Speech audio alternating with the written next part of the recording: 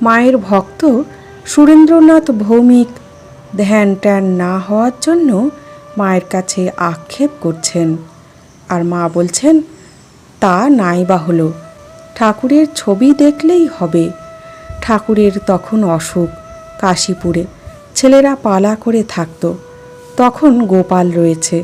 ঠাকুরকে ফেলে সে গিয়ে ধ্যান করতে বসেছে। অনেকক্ষণ ধ্যান করছে।